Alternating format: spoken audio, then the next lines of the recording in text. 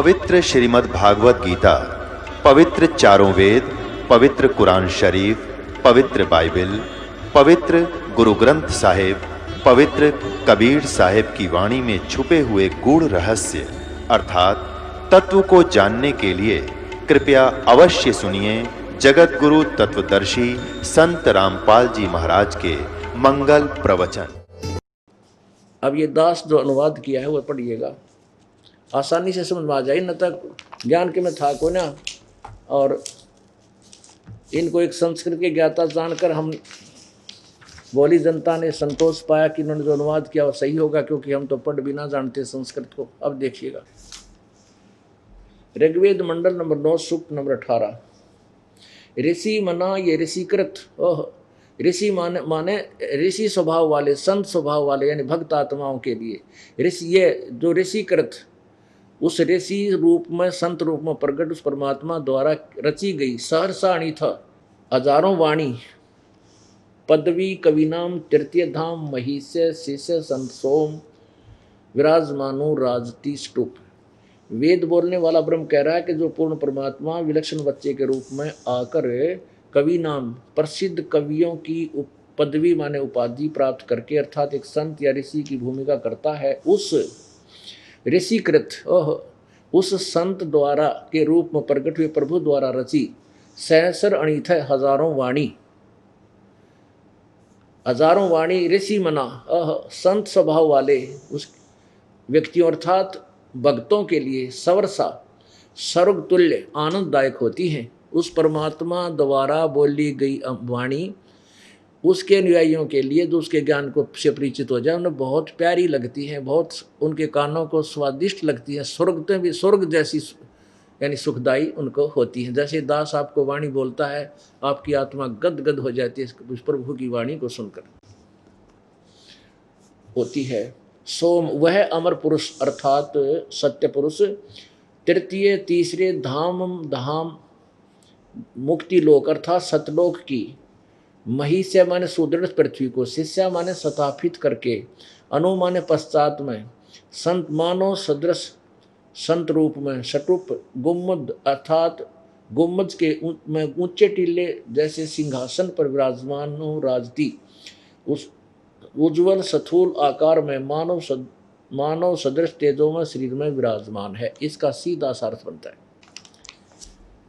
अब क्या अर्थ हो गया कि वो परमात्मा जो बालक रूप में प्रकट होता है वो बड़ा होकर के अपनी महिमा की वाणी को स्वयं ही बोलता है, और उसके द्वारा उस ऋषि रूप में प्रकट उस ऋषिकृत उस संत में रूप में प्रकट परमात्मा द्वारा रची हुई हजारों वाणी वो, और उस अपनी वाणी महिमा की वाणी को, अपनी महिमा को कविताओं लोकोक्तियों के माध्यम से बोलने के कारण एक प्रसिद्ध कवि की उपाधि भी परमात्मा प्राप्त करता है। अब सारी बात फट कबीर परमेश्वर पे है। कबीर जी को हम कवि कवि कवि कहा करते थे, बड़े महान कवि हुए, बड़े महान कवि हुए, और कहा कि वो होता है परमात्मा, उसको लोग कवि कहने लग जाते हैं, वो परमात्मा होता है। अब ये सारी भूमिका जो बनाई है, अब किस लिए कि उस परमात्मा ने क्या बताया, गुण तीनों की भक्ति में ये भूल पड़ो संसार, कहें कबीर निज नाम बिना कैसे उतरो पार। गुण तीनों की भक्ति में रजगुण ब्रह्मा, सतगुण विष्णु, तमगुण शिव जी, इन्हीं की भक्ति में ये सारा संसार भूला पड़ा है। और जब तक यथार्थ नाम पूर्ण परमात्मा की सही भक्ति तुम्हें नहीं मिलेगी, तुम पार कैसे होगे। प्रसंग चल रहा था कि ब्रह्मा विष्णु महेश ये मोक्ष न तो अमर हैं, न ही ये पूजा के योग्य हैं। ये पूजा नहीं करनी, इनकी पूजा नहीं की जा सकती, नहीं करनी चाहिए। लेकिन ये भी नहीं कह सकते कि ये यूजलेस है। अब जैसे आपने गीता जी अध्याय नंबर 15 के श्लोक नंबर 1 में 1 से 4 में पढ़ा, कई बार सुनाया आपको कि उल्टा लटका हुआ संसार रूपी वृक्ष है, ऊपर को जड़ तो पूर्ण परमात्मा है, वो सच्चिदानंद घन परमेश्वर है, और नीचे को तीनों गुण रजगुण ब्रह्मा सतगुण विष्णु तमगुण शिव जी रूपी ये शाखाएं हैं। ये देखिएगा श्रीमद् भगवत गीता अध्याय नंबर 15 श्लोक नंबर 1 से 4 का विस्तृत वर्णन। ये एक अक्षर यानी पेड़ है, उल्टा लटका हुआ संसार रूपी वृक्ष है। इसकी जड़ ऊपर को ये पूर्ण परमात्मा है, नीचे को तीनों गुण रजगुण ब्रह्मा सतगुण विष्णु तमगुण शिवजी रूपी ये टहनियां हैं। अब हमने कोई भक्ति रूपी पौधा जो बीजना है उसको कैसे बीजेंगे? अब हम उसको ऐसे बीजेंगे, ऐसे बीजेंगे। आम का पौधा लाए और जड़ों को मिट्टी में गाड़ा दबाया, उसके ऊपर फिर सिंचाई प्रारंभ की, और सिंचाई जब हम जड़ की पूजा करेंगे, सिंचाई करेंगे तो जड़ से खुराक चलेगी तना में, ये अक्षर पुरुष है, और तना से फिर डार में ये क्षर पुरुष यानी ब्रह्म है, और क्षर पुरुष से तीनों गुणों में रजगुण ब्रह्मा सतगुण विष्णु रूपी टहनियों में ये खुराक जावेगी, और ये फिर टहनी फल देंगी। हमें जो फल देंगे वो ब्रह्मा विष्णु महेश ही देंगे, लेकिन ये उस समय देंगे जब हम इस जड़ की पूजा मूल मालिक की पूजा करेंगे। फिर ये टहनियाँ का फल लगेंगे, बिना मांगे देंगे ये। अब जैसे हम इस तरह पूजा करेंगे, जड़ की पूजा करेंगे, तो अपने आप हमारा किया हुआ कर्म इनके पास आएगा, ये हमें अपने आप देंगे, बिना मांगे देंगे ब्रह्मा विष्णु महेश। और अब हम क्या किए बैठे हैं? हम ऐसे कर रहे हैं, इन अज्ञानी संतों के द्वारा बताए गए अधूरे ज्ञान से हम ऐसे कर रहे हैं। हमने ब्रह्मा विष्णु महेश रूपी टहनियों को, पौधे की टहनियों को तो गमले में गाड़ दिया जमीन में, उसकी पूजा करने लगे, जड़ छोड़ दी, मूल मालिक की पूजा छोड़ दी, नीचे की टहनियों की पूजा करने लगे। इससे हमें कोई भक्ति रूपी लाभ नहीं मिल रहा। अब परमात्मा क्या कहते हैं? गुण तीनों की भक्ति में ये भूल पड़ो संसार, कह कबीर निज नाम बिना भाई कैसे उतरो पार। अब आपको श्रीमद् भगवत गीता जी अध्याय नंबर 7 के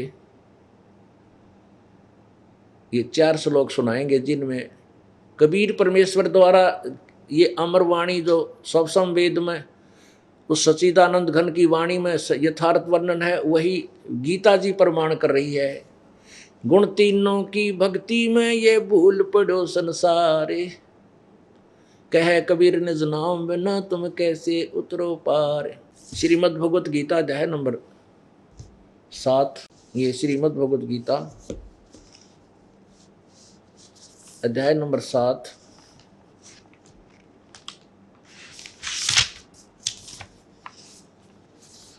और श्लोक नंबर 10 से 12 निर्णय करेगा। 10 से 15 न 12 से 15, यहाँ देखिएगा अध्याय नंबर 7 और ये श्लोक नंबर 12। और भी जो सतगुण से उत्पन्न होने वाले भाव हैं, जो रजोगुण से तथा तमोगुण से उत्पन्न होने वाले भाव हैं, उन सबको तू मुझसे ही होने वाले ऐसे जान, परंतु वास्तव में उनमें मैं और वे मुझ में नहीं हैं। अब ये काल भगवान क्या कह रहा है? ब्रह्म, जैसा कि दास ने परमात्मा द्वारा बताई हुई सृष्टि रचना अपने शब्दों में सुनाई थी, उसमें कहा था कि काल को कहा है कि काल को श्राप लगा है ब्रह्मा विष्णु महेश के पिता को कि 1 लाख मानव शरीरधारी प्राणियों को वो नित्य आहार करता है, और जिसके लिए इसने अपने तीनों पुत्रों को एक एक गुण युक्त कर दिया। रजोगुण युक्त ब्रह्मा को, सतोगुण युक्त विष्णु को, तमोगुण युक्त शिव को। तो ये तीनों की ड्यूटी दे दी। ब्रह्मा के गुण से हम संतान उत्पत्ति करते हैं, संसारिक व्यवस्था में लग जाते हैं, मान बढ़ाई में लगे रहते हैं, और सतोगुण भगवान विष्णु की सतोगुण की के प्रभाव से हम एक दूसरे में ममता में जकड़े पड़े हैं, और शंकर भगवान हमें संहार कर देता। क्यों? क्योंकि 1 लाख मानव शरीरधारी प्राणियों को इनका पिता आहार करता है। अब ये कहता है कि जो रजोगुण से भाव है, जो तमोगुण से जो उत्पन्न भाव होता है, और जो सतोगुण से और तमोगुण से जो भाव उत्पन्न होता है, उनके लिए मूल कारण तो मैं हूँ, मेरे ही कारण सब कुछ हो रहा, लेकिन मैं उन तीनों भगवानों से, देवताओं से दूर हूँ, अलग हूँ, उनमें नहीं हूँ। गीता आपने शिवपुराण में 9वें अध्याय रुद्र संहिता में पढ़ा था कल। उसमें लिखा कि इस प्रकार तीनों देवताओं में गुण है, रजगुण ब्रह्मा, सतगुण विष्णु, तमगुण शिव जी। लेकिन वो शिव माने ये काल इन तीनों से न्यारा है, अलग है। और यही ये कह रहा है कि इन तीनों में नहीं हूँ, ये मुझ में नहीं, मैं इनमें नहीं, इनसे न्यारा हूँ। आगे देखो, रजगुण ब्रह्मा ये क्या बताया है कि और भी जो सतोगुण 12वें में सतोगुण यानी विष्णु से जो कुछ हो रहा है सतीथि, और रजोगुण ब्रह्मा से जो उत्पत्ति हो रही है, और तमोगुण से जो संहार हो रहा है और भाव होने वाले, उन सबको मुझसे ही होने वाले ऐसा जान, परंतु वास्तव उनमें मैं और वे मुझ में नहीं है। 13 में क्या कहा है? गुणों के कार्य रूप सात्विक, राजस और तामस, यानी और इन तीनों प्रकार के भावों से ये सारा संसार प्राणी समुदाय मोहित हो रहा है। इन तीनों गुणों से परे, ब्रह्मा विष्णु महेश से ऊपर मुझे वह अविनाशी को नहीं जानता। वैसे इसका अर्थ ये बनता है, मुझे वह अविनाशी को नहीं जानते। चलो हम हमारा उद्देश्य सिर्फ ये समझना है कि ब्रह्मा विष्णु महेश रजोगुणों, इन गुणों से ऊपर अलग कोई और भगवान है जो जानने योग्य है। नहीं, गुणों को और भगवान से क्या मेल? आपको कल स्पष्ट कर दिया था कि ये खुद स्वीकार करते हैं देवी भागवत में कि शंकर भगवान कहता है, माता यदि आप हमारे पर दयालु हो तो मुझे इसे कुकर्म में क्यों ला दिया? मैं तमोगुण बना दिया, जीवों का संहार करता हूँ। और कमल से उत्पन्न होने वाले ब्रह्मा को आपने रजोगुण क्यों बना दिया, और तमोगुण सतोगुण विष्णु को क्यों बनाया? इससे सिद्ध हुआ रजगुण ब्रह्मा है, सतगुण विष्णु, तमगुण शिव जी। ये सांकेतिक यही ये कोड वर्ड है गीता जी में, क्योंकि चारों वेदों का सारांश है, इसलिए इस कोड वर्डों को तत्वदर्शी संत ही समझा सकता, ये प्रमाण है। 13वां में गुणों के कार्य रूप सात्विक, राजस और तामस, इन तीनों प्रकार के भावों से सारा संसार प्राणी समुदाय मोहित हो रहा। इन तीनों गुणों से परे, ब्रह्मा विष्णु महेश से ऊपर, मुझ अविनाशी को नहीं जानता। चलो हम आगे फिर समझाएंगे इसको कितना अविनाशी है। अब 14 में क्या कहा है? क्योंकि यह अलौकिक अर्थात अति अद्भुत त्रिगुणमयी मेरी माया, रजगुण ब्रह्मा, सतगुण विष्णु, तमगुण शिव जी द्वारा फैलाया गया जाल बड़ी दुस्तर है, खतरनाक है। जो पुरुष मुझ को निरंतर भजते हैं वो इस माया का उल्लंघन कर जाते हैं। जो ब्रह्म साधना करते हैं वो ब्रह्मा विष्णु महेश से अच्छी उपलब्धि कर लेते हैं। इसका भाव ये है। अब क्या 15 में बताया है कि माया के द्वारा जिनका ज्ञान हरा जा चुका है, जो इन रजगुण ब्रह्मा, सतगुण विष्णु, तमगुण शिव जी से अतिरिक्त किसी की पूजा, किसी भगवान को मानने को तैयार नहीं, किसी की और पूजा करना नहीं चाहते, उनका ज्ञान, उनकी बुद्धि यहीं तक जकड़ी पड़ी है, उनके विषय में कहा है जो ब्रह्मा विष्णु महेश की पूजा करते हैं। माया के द्वारा जिनका ज्ञान हरा जा चुका है, ब्रह्मा विष्णु महेश की जो पूजा करते हैं, असुर स्वभाव को धारण किए हुए मनुष्यों में नीच और दूषित कर्म करने वाले मूढ़ लोग मुझको नहीं बजते। पुण्यात्मा, परमात्मा की वाणी को कि ये यथार्थ है, और आज से 600 वर्ष पहले जो उच्चारित की गई थी वही वाणी आज ये दास आपको सुना रहा है, और अपने ही सदग्रंथों में प्रमाण करके आपके समक्ष दिखा रहा है। इससे आपको क्या दृढ़ता होगी कि कबीर परमेश्वर वास्तव में भगवान थे, सर्वज्ञ थे, सर्वशक्तिमान थे, जिन्होंने ब्रह्मा विष्णु महेश और ब्रह्म परब्रह्म की उत्पत्ति का भी ज्ञान करा दिया। तो फिर तो परमात्मा कौन हुए? सृष्टि रचनहार कौन हुए? जिन्होंने अपने पूरे ब्रह्मांडों की रचना बता दी और ब्रह्मा विष्णु महेश ब्रह्म परब्रह्म की भी उत्पत्ति बता दी। तो इनके पिता कौन हुए? जो बता रहा है वो कबीर परमेश्वर है। अब इनको राक्षस स्वभाव को धारण किए हुए मनुष्यों में नीच क्यों कहा? ब्रह्मा विष्णु महेश के पुजारियों को। पुण्यात्माओं, हम पहले पवित्र हिंदू धर्म में जन्म होने के कारण पहले जो ज्ञान सुना करते थे उसमें ये सुनते थे कि एक हिरण्यकशिपु नाम का राक्षस था और उसने रजगुण ब्रह्मा की साधना की, क्योंकि विष्णु जी से उनकी अनबन हो गई थी, क्योंकि विष्णु जी रूप में उसके भाई हिरण्याक्ष को मार दिया गया था। इसलिए हिरण्यकशिपु ने विष्णु से बदला लेने के लिए ब्रह्मा की साधना की, रजगुण ब्रह्मा की, उससे सिद्धियां प्राप्त होगी।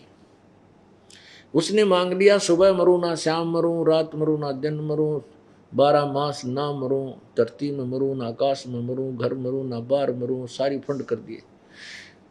और फिर क्या बकवाद करने लगा, राक्षस कहलाया, अपने पुत्र का दुश्मन बन गया और राक्षस कुत्ते वाली मौत मरा, राक्षस कहलाया, रजगुण ब्रह्मा का उपासक। और तमगुण शिव जी की उपासना एक भस्मागिरी नाम के तपस्वी ने तमोगुण शिव की साधना की थी।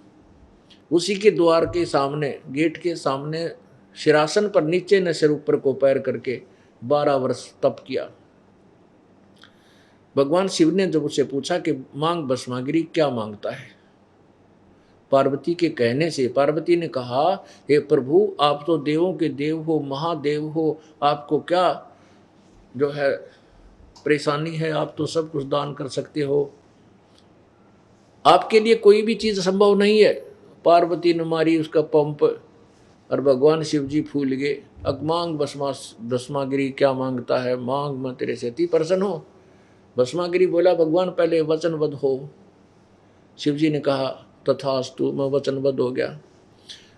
तब खड़ा होकर कहने लगा, जो तूने कड़ा पहन रखा ना, भस्म कड़ा, ये दे दे मुझे। अब शिव जी ने निकाल कर वो कड़ा दे दिया। जब कड़ा उस तमगुण के उपासक शिव जी के उपासक के पास आ गया, उस भगवान ने का दुश्मन हो गया, ने बोला, ओले होशियार शिव जी, तुझे मारूंगा, तुझे भस्म करूंगा और पार्वती को पत्नी बनाऊंगा। ओ तेरा गजब हो, यो देख कितने दुष्ट। गीता जी ने बिल्कुल यथार्थ ज्ञान कहा है कि इन तीनों गुणों के पुजारी, राक्षस स्वभाव को धारण किए हुए मनुष्यों में नीच दुष्कर्म करने वाले मूर्ख लोग ये ब्रह्म की साधना भी नहीं करते। पूर्ण ब्रह्म की तो बहुत देर की बात है। अब वो भस्मागिरी पीछे पीछे, भगवान शिव जी आगे आगे दौड़ लगा रहे। अगर ये अविनाशी होते पुण्यात्मा, हम रोज सुना पढ़ा करते, सुना भी करते, भगवान शिव जी भाग लिए जान बचा के। अविनाशी होते तो खड़े रहते, कर ले के करेगा। अविनाशी नहीं थे, ये पहले भी ना थे। हम पढ़ा भी करते जब भी, लेकिन हमारी बुद्धि काल ने बंद कर रखी थी, अब परमेश्वर ने ऑन कर दी। ईब दिखा हमारा मोतिया बंद, हट गया हमारा।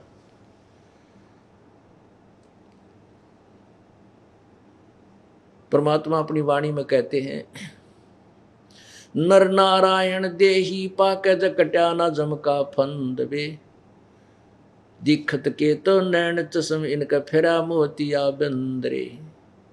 हम शिक्षित तो बहुत दिखाई दे थे, विद्वान भी नजर आओ थे, मैं ऋषि कलाओं थे, परंतु इनका आध्यात्मिक मोतिया बंद हो चुका था, इनका मोतिया बंद था। ये विद्वान नजर आओ थे पर दिखा कुछ नहीं था इसको, क्योंकि काल ने सबकी बुद्धि बंद कर रखी थी। तो विष्णु रूप धारण करके प्रभु ने उस भस्मागिरी को मारा, गंढहत नाच नचा के, पार्वती रूप धारण करके। तो वो राक्षस स्वभाव, वो भस्मासुर कहलाया, फिर भस्मागिरी से भस्मासुर हो गया, क्योंकि वो तमोगुण की पूजा करता था। ऐसे ही रावण ने भगवान तमोगुण शिव जी की पूजा की। ये गलती उसके नालायक गुरु की थी, जिसने ये बता दिया कि भगवान शिव जी वेदों में लिखा है, अजरो अमर है, सर्वशक्तिमान, इसकी पूजा करो।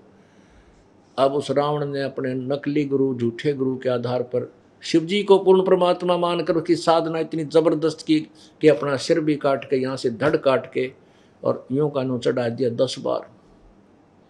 अब ये वर्क डन इतना दे सकते हैं, जैसा किया वैसे ही 10 सिर इसको मिल गए, लेकिन फिर मरा और फिर राक्षस कहलाया। रावण को आज राक्षस की कैटेगरी में गिना जाता। मांस खाने लग गया और बकवाद करे, दारू पीवे, ब्राह्मणों के। अब विष्णु जी के उपासकों को राक्षस भी कहा जाता है। उसके लिए एक उदाहरण है कि एक समय हरिद्वार में कुंभ का मेला, कुंभ की परभी का एक मेला भरा। उसमें ये सभी तीनों गुणों के उपासक, नाथ गिरी, नाथों में जैसे नाथ गिरी शिव जी के उपासक, गिरी, पुरी, औघड़, नागा, गौरी, ये सारे तमोगुण के उपासक, शिव के उपासक। और वैष्णव साधु विष्णु जी के उपासक, ये वहां जाकर के अपने अपने मंडली में इकट्ठे हो गए। और जिसमें वो परभी लगनी थी, जो स्नान का समय निर्धारित था, उस समय स्नान करने के लिए पूरे समूह के समूह अपने अपने स्थानों से प्रस्थान कर दिया और हर की पैड़ियों के निकट आ गए। सबसे पहले नागा पहुंच गए। वहां पर नागा वो होते हैं जो कति नंगे रहते हैं, वस्त्र धारण नहीं करते। नागाओं ने जाकर के हर की पैड़ियों पर स्नान करने की तैयारी की। इतने में विष्णु साधु आ गए, विष्णु जी के उपासक वैष्णव। वो कहने लगे, नागाओ तुम पहले स्नान मत करना, पहले स्नान हम करेंगे। हम भगवान विष्णु के उपासक हैं, भगवान विष्णु सर्वश्रेष्ठ है, सबका पालक है, ऐसा है, और तुम स्नान नहीं करोगे, हम श्रेष्ठ हैं।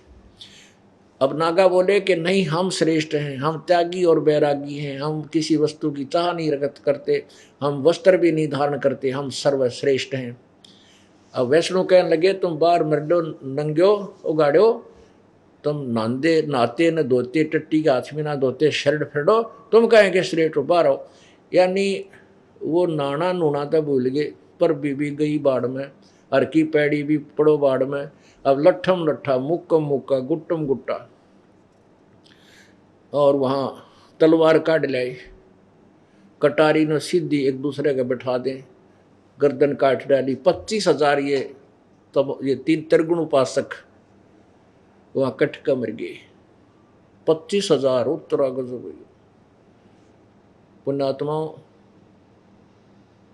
परमात्मा अपनी अमर वाणी में, अपने ज्ञान में कहते हैं, तीर तुपक तलवार कटारी जमदड़ जोर बधावे हैं, हर पैड़ी हर हेत न जाना वाजा कर चलावे हैं, काटे शीस नहीं दिल करुणा ये जग में साध कवावे हैं, जो जर इनके दर्शन को जावे उनको भी नरक पठावे हैं।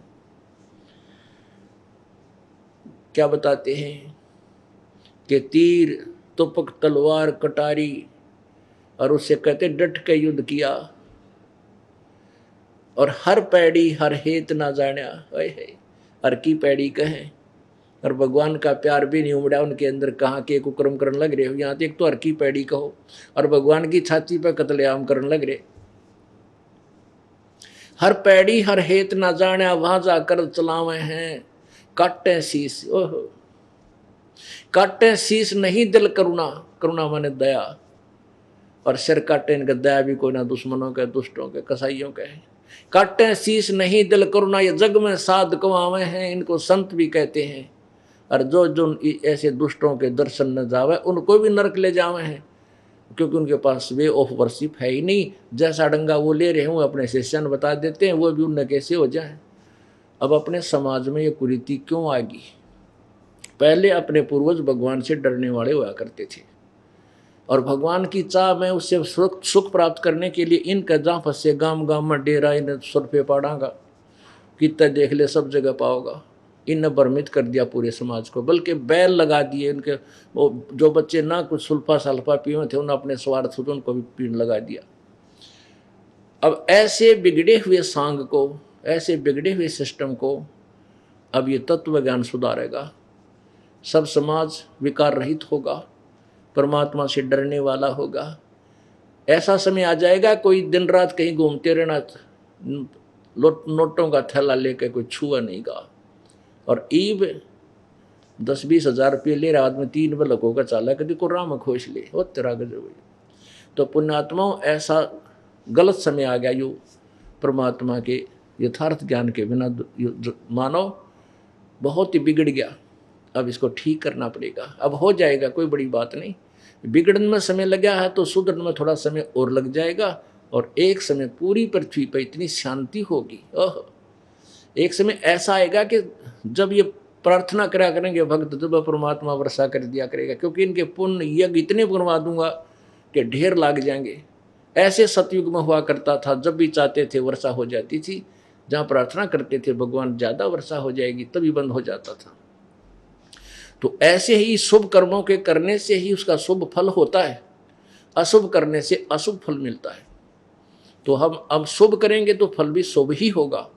कीकर बोवाएंगे तब बबूल उगेगी और कांटे होंगे। आम के फलदार वृक्ष बोवाएंगे तो फल ही लगेंगे और स्वादिष्ट और आनंददायक होंगे। ऐसे ये साधना हम यथार्थ करेंगे।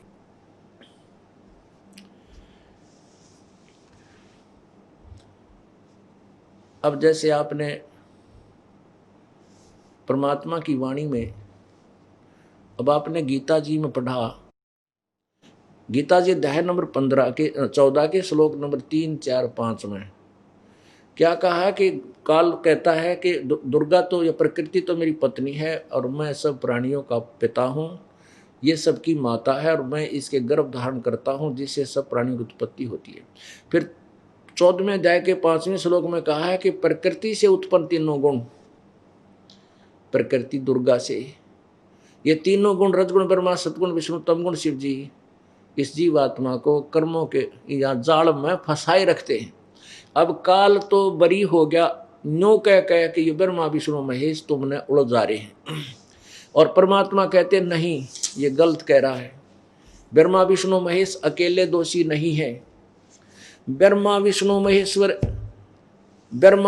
महेश्वर माया और धर्म राया कहिए, इन पांचों मिल पर पंच बनाया वाणी हमरी लइए। अब क्या बताते हैं परमात्मा कि अकेले ब्रह्मा विष्णु महेश दोषी नहीं है तुम्हें यहाँ उलझाए रखने में, ये पांचों का मिलकर सहयोग है। देखिएगा अब कितनी प्यारी वाणी परमेश्वर ने बोली है। यानी अपना यथार्थ ज्ञान कबीर परमेश्वर ने अपनी प्यारी आत्मा गरीबदास जी के अंदर फीड कर दिया था, और वही ज्ञान संत गरीबदास जी महाराज ने उच्चारण किया है, केवल उच्चारण किया है। ब्रह्मा विष्णु महेश्वर माया और धर्म राया कहिए, इन पांचों मिल पर पंच बनाया वाणी हमरी लइए। परमात्मा कहते हैं इन पांचा ने मिल कहिए सारा परपंच तुम्हें यहाँ फंसाने के लिए, इन पांचों ने, माया दुर्गा और यो धर्मराय कहते हैं, इस काल को धर्मराय भी बोलते हैं। इसने परमात्मा के सामने कहा था कि मैं धर्म का राज करूँगा, जैसा जो करेगा वैसा फल दूंगा, इसलिए ये अपने आप को धर्मराय भी कहलाता है। और यहाँ जैसे अपना हिंदुस्तान का राष्ट्रपति सुप्रीम पावर भी होता है, सुप्रीम जज भी होता है।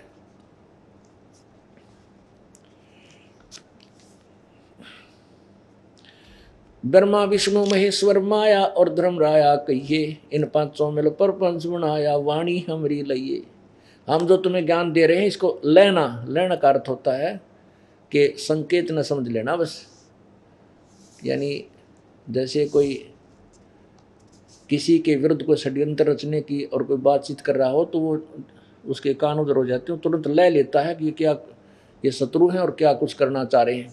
तो परमात्मा इसी प्रकार करे, मैं तुम्हें जो ज्ञान दे रहा हूँ इसको बड़ी ध्यानपूर्वक और सतर्क होकर इसको समझ लेना, सुनना। ब्रह्मा विष्णु महेश्वर माया और धर्म राया कहिए, इन पांचों मिल पर पंच बनाया वाणी हमरी लइए। इन पांचों मिल जीव अटकाए, जुगन जुगन हम आन छुटाए। इन पांचवा ने मिलकर तुम्हें इन जीवों को फंसा रखा है, अड़ा रखा है, और युग युग हमने कबीर परमेश्वर ने आकर के इनका छुटकारा करवाया, जिन्होंने हमारे ज्ञान को स्वीकार कर लिया और मर्यादा में रहे।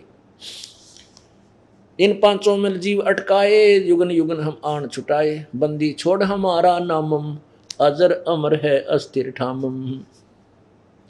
हमारा बंदी छोड़ नाम है, कबीर परमात्मा कहते हैं हमारा बंदी छोड़ नाम है। और वेद भी कहते हैं कबीर अंगारी और बम्भारी असी। वो कबीर परमात्मा बंदी छोड़ है, पापों का शत्रु है, पाप काटने वाला है। कबीर अंगारी बम्भारी असी। पुण्यात्माओं, वैसे तो परमात्मा की महिमा के शब्द आपको गाने गुने प्रवचन बहुत सुना दूंगा और सुनाता भी रहता हूँ। आपने पहले भी अन्य संतों पंथों से भी सुने हुए हैं, लेकिन जब तक आपको ये दृढ़ विश्वास नहीं होगा कि हम जिस मार्ग पर लगे हैं ये यथार्थ मार्ग है, तब तक आप भक्ति नहीं कर सकते।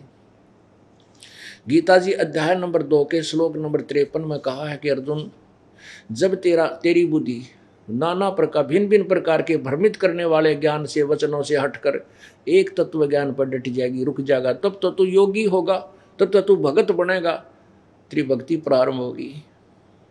तो इसलिए ये बार बार आपको समझाया जाता। जैसे अभी आपको यजुर्वेद दिखाता हूँ, जिसमें कबीर परमात्मा को कहा है कबीर अंगारी असी। अंगारी माने पापों का शत्रु, पाप का टनाड़ा, अग माने पाप, अरि माने शत्रु, कबीर असी। और बम्भारी माने बंधनों का शत्रु, बंदी छोड़, वो कबीर है। वो रित धामा सवर ज्योति रित धामा सी, वो सतलोक में रहता है और स्वयं प्रकाशित, वो उसका लोक भी और वो स्वयं परमात्मा भी तेजो में शरीर युक्त है। अब यजुर्वेद अध्याय नंबर 5 के श्लोक नंबर 32 को आपको दिखाता हूँ। पवित्र यजुर्वेद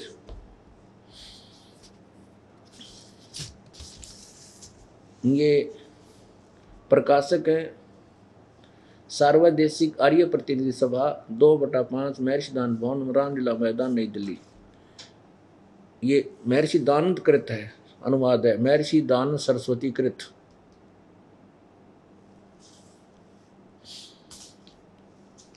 अध्याय नंबर 5 का श्लोक नंबर 32।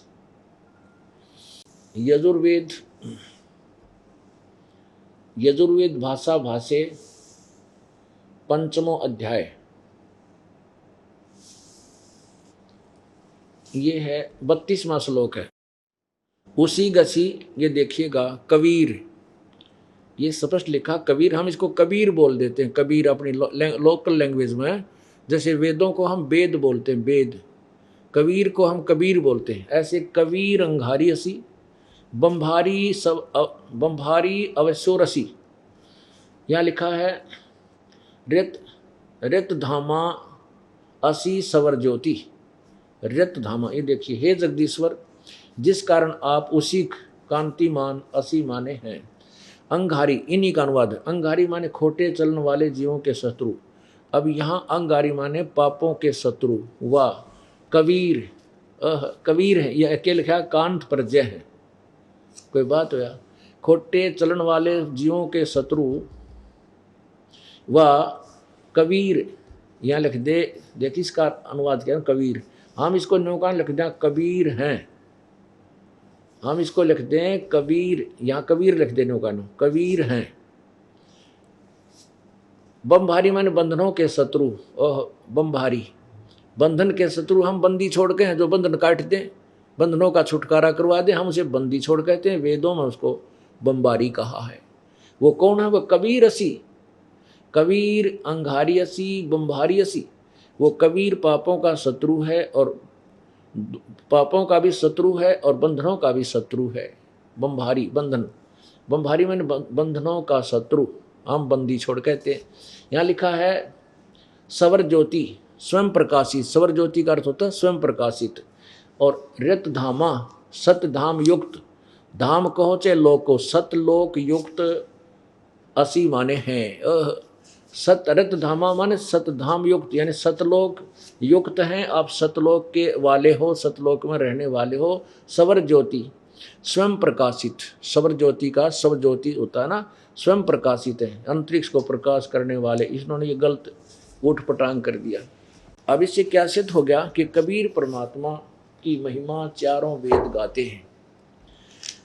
एक महाराष्ट्र का एक बहुत अच्छा कोई संत हुआ, उसने वेदों को पढ़ा, उसमें उसने अपनी टिप्पणी की है मराठी भाषा में कि मैं ये नहीं समझ पा रहा कि वेदों में जहाँ भी देखा वो कवि असी, कवि असी।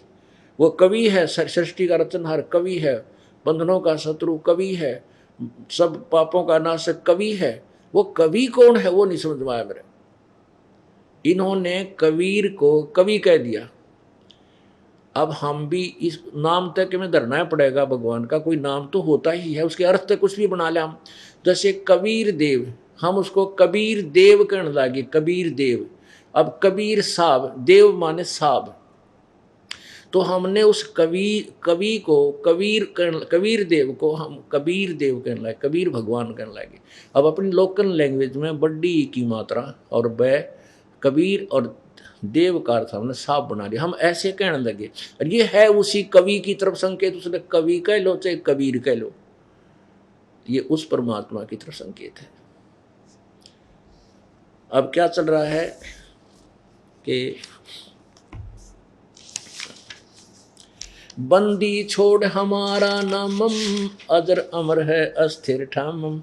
परमात्मा कहते कि मेरा बंदी छोड़ नाम है, बंदी छोड़ हमारा नामम, बंदी छोड़ उपमा हमारी ही है, और हमारा स्थान अजर अमर कभी समाप्त नहीं होता, सदा रहने वाला सतलोक है। पीर पैगंबर कुतुब ओलिया सुर नर मुनिजन ज्ञानी, एत्या को तो राना पाया ये काल का बंधे प्राणी। ओए होए। अब ये वाणी है परमात्मा की, जो वेद में लिखा है कि वो परमात्मा द्वारा बोली गई वाणी उनके अनुयायियों के लिए स्वर्ग के समान आनंददायक होती है। अब ये वाणी कितनी हृदय को छूती है, रोने को दिल करता है मालिक इस वाणी को सुन करके। क्या बताते हैं? पीर पैगंबर कुतुब ओलिया ये सुर नर मुनिजन ज्ञानी, जो गीता जी अध्याय नंबर 7 के श्लोक नंबर 16 और 17 में स्पष्ट किया है कि 4 प्रकार के साधक मुझे भजते हैं। गीता ज्ञानदाता कहता ब्रह्म, ब्रह्म कह रहा है। एक अर्थार्थी, एक आरत, एक जिज्ञासु और ज्ञानी। अर्थार्थी वो होते हैं जो अपने धन लाभ के लिए केवल वेदों के मंत्रों से अनुष्ठान करते हैं, वो दूसरी कोई अन्य कविता वगैरह नहीं करते। ओम जय जगदीश रे स्वामी जय जगदीश रे, या जय गणेश देवा, या हनुमान चालीसा, उनको नहीं प्रयोग करते, वेदों के मंत्रों से ही अनुष्ठान करते हैं। और आर्त जो संकट निवारण के लिए भी वेदों के मंत्रों का ही यानी श्लोकों को ही प्रयोग करते हैं। जिज्ञासु वो होते हैं जो परमात्मा प्राप्ति के लिए घर से निकले, उनको जैसे संत मिल गए, उनको उनसे ज्ञान सुनकर वक्ता बन गए, भक्ति नहीं करी। और ज्ञानी वो हैं जिनको ज्ञान हुआ कि मनुष्य जीवन बार बार नहीं मिलता, और परमात्मा ने मनुष्य जीवन केवल इसीलिए दिया है कि हम मोक्ष प्राप्त करें। वेदों को समझा और पढ़ा, उनमें लिखा पाया कि केवल एक पूर्ण परमात्मा की साधना से पूर्ण मोक्ष होगा। उन्होंने अपने आप निष्कर्ष निकाल कर ज्ञानियों ने वेदों से ओम मंत्र ले लिया, और ब्रह्मा जी से सुना हुआ ज्ञान तप करो तपस्या करनी, मेडिटेशन शुरू कर दिया। इससे उनको मोक्ष मार्ग प्राप्त नहीं हुआ। तो यहाँ वही बता रहे हैं, पीर पैगंबर कुतुब ओलिया सुर नर मुनिजन ज्ञानी, एत्याकू तो ना पाया ये काल का बंधे प्राणी। सुर देवता ब्रह्मा विष्णु महेश तक भी काल की डोर के बंधे हुए हैं। सुर नर मुनिजन 33 करोड़ी, बंधे सभी निरंजन डोरी। परमात्मा कहते हैं ये सुर नर मुनिजन 33 करोड़ देवता, ब्रह्मा विष्णु महेश सहित ऋषि महर्षि वशिष्ठ मुनि व्यास जी आदि सारे कहते हैं काल की डोर के ही बंधे हुए हैं, ये इनसे मोक्ष नहीं प्राप्त, इनसे बाहर नहीं जा सके। अब परमात्मा क्या बता रहे हैं? माया आद निरंजन भाई, अपने जाए आप खाई। ओए होए, माया और यो काल दोनों मिलकर अपने बच्चों को पैदा करके नागन की तरह आप खाए हैं। ओए होए, सर्पणी की तरह आप ही खा रहे हैं। माया आदि निरंजन भाई, आदि माया दुर्गा और ये ज्योति निरंजन काल निरंजन, अपने जाए आप खाई। ब्रह्मा विष्णु महेश को भी खाते हैं, ये इनको भी नहीं छोड़ते, भी ये भी मृत्यु को प्राप्त होते हैं। ब्रह्मा विष्णु महेश्वर चेला, ओहंग सोहंग का है खेला। सुन शिखर में धर्म अन्यायी, जिन शक्ति डायण मैल पठाई। सुन शिखर में 21 में ब्रह्मांड के प्रत्येक ब्रह्मांड के शिखर में, चोटी में, टॉप मोस्ट प्लेस पे, उसके ऊपर ये काल रहता है और दुर्गा को नीचे भेज देता, स्वयं सामने नहीं आता। और दुर्गा इसके डर से सब कार्य करवा रही है और भ्रमित रखे हुए। सुन शिखर में धर्म अन्यायी, हो ज्योति निरंजन को अन्यायी कहा परमात्मा ने। अन्यायी ये न्यायाधीश वैसे धर्मराय कहलाता है, पदवी इसके पास धर्मराय की है, लेकिन ये कति न्याय का नाम नहीं इसके पास, इसलिए परमात्मा ने इसको अन्यायी कहा है। शिखर सुन में धर्म अन्यायी, जिन शक्ति डायण मैल पठाई। या दुर्गा डायण कहते 21 ब्रह्मांड के अपने ब्रह्मांड में नीचे भेज रखी है, ये सारे उल्टे काम या करवाती है। लाख गिरासै नित उठ दूती, माया आद तकत की कुती। 1 लाख मानव शरीरधारी जीव जो काल खाता है उसका मुख्य सहयोग या दुर्गा देती है, इसलिए इसको भी साथ ही लपेट लिया परमात्मा ने। 1.25 लाख घड़िए नित भांडे, हंसा उत्पत्ति पर ले डंडे। 1.25 लाख डेली 1.25 लाख मनुष्यधारी जीवों को जन्म देता है, और 1 लाख गिरासै नित उठ दूती, 1 लाख रोज खाता है ये काल, दुर्गा उसकी सहयोगन है, और 1.25 लाख उत्पन्न करता है। लाख गिरासै नित उठ दूती, माया आद तकत की कुती। 1.25 लाख घड़िए नित भांडे, ये पात्र, ये भांडे बोले हैं मनुष्य के शरीर को जिसमें जीव फंसा रखा, बंद कर रखा है। 1.25 लाख घड़िए नित भांडे, हंसा उत्पत्ति पर ले डंडे। इन पुण्य आत्माओं को, प्यारी आत्माओं को जन्म और मृत्यु के दंड से दंडित किया हुआ है इन काल और दुर्गा ने अपने स्वार्थवश। ये तीनों चेला बटपारी, सिरजे पुरुषा सिरजी नारी। खोखापुर में जीव भुलाए, स्वप्न विस्त वैकुंठ बनाए। इस खोखापुर, खोखा किसने कहा जिसमें कुछ भी वस्तु ना और खाली डब्बा पड़ा हो किसी का, जैसे मिठाई का डब्बा और उसमें मिठाई है नहीं, ऊपर लिखा है स्वादिष्ट मिठाई देसी घी की, और खोल कर देखा उसमें भूस भरिया। तो ऐसा लोक बना रखा है इस काल ने। ये इस यो खोखापुर बताया परमात्मा ने। खोखा माने कति खाली, कुछ भी ना इसमें अंदर। खोखापुर में जीव भुलाए, ये स्वप्न विष्ट वैकुंठ बनाए। ये स्वर्ग जो है ना, इसको स्वप्न बना रखा है। कुछ दिन स्वर्ग में जाओ, अपनी पूंजी समाप्त करके पुनों को नष्ट करके नरक जाओ, फिर 84 लाख योनियों में। वो तो स्वप्न सा है, थोड़ी समय का होता है स्वप्न, और फिर खत्म, चलो भाई। यो अरहट का कुआ लोई, या गल बंजा है सब कोई। ये अरहट का कुआ, जैसे एक अरहट का कुआ होता था पुराने समय में, उसमें कुआ होता था, कुएं के अंदर एक ऊपर पुली बनाई जाती थी बड़ी सी, उस पुली के ऊपर एक चैन लगा दी जाती थी, पूरी लंबी चैन जो नीचे पानी तक जाती थी।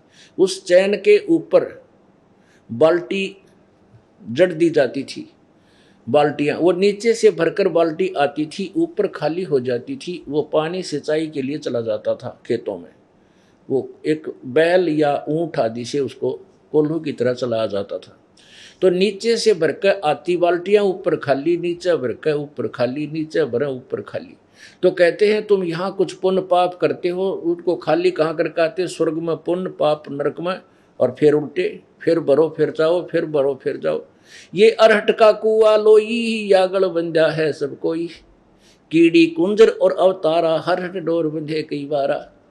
ये ब्रह्मा विष्णु महेश तुम्हारे देवता भी, ब्रह्मा विष्णु महेश तक भी कहते हैं हरहट के डोर में ना जाने कितनी बार जन्म मृत्यु को प्राप्त हो चुके हैं।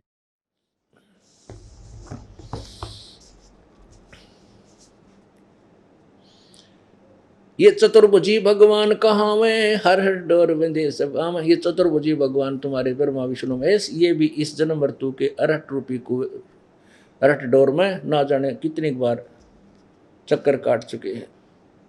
शेष महेश गणेश्वर ताही, हर हरहट डोर बंधे सब आही। शुक्रादिक ब्रह्मादिक देवा, हर हट डोर बंधा सब खेवा। सब टोल, खेवा माने टोल का टोल, ये सभी जन्म मृत्यु के अंदर हैं। कोटिक करता फिरता देखा, हर हट डोर कहूँ सुन देखा। ये करोड़ों थारे भगवान, ये करता के अलावा ब्रह्मा विष्णु महेश, ये कोटिक करोड़ों ने चक्कर काटते हमने देखे वो पुआ पुरानी। अब जैसे ब्रह्मा वर्तमान है, ये इसका 50 वर्ष पूरे हो लिए, आधी उम्र का हो गया, और 51 भी होंगे, वो शेष भी होंगे 50, तो यूँ मरेगा। उसकी ये आत्मा चली जाएगी निचली योनियों में, और ब्रह्मा ये तैयार कर लेगा दुर्गा के सहयोग से जवान, और उसको वहाँ बैठा देगा। ऐसे 7 ब्रह्मा मर लेंगे तब एक विष्णु मरेगा, फिर 7 विष्णु के बाद एक शिव मरेगा। ऐसे कहते ये इतनी लंबी उम्र पा गए फिर भी इस अरहट के डोर में फिर पड़ गए।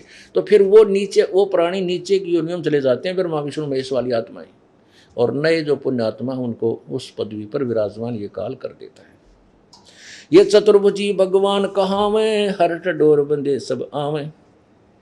यो है खोखापुर का कुआ, याम पड़ा सो निश्चय मुआ।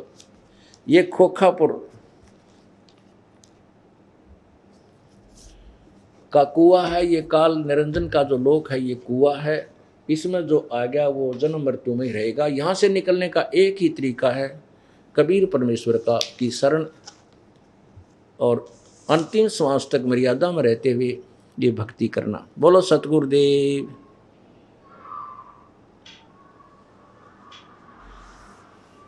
सत साहिब।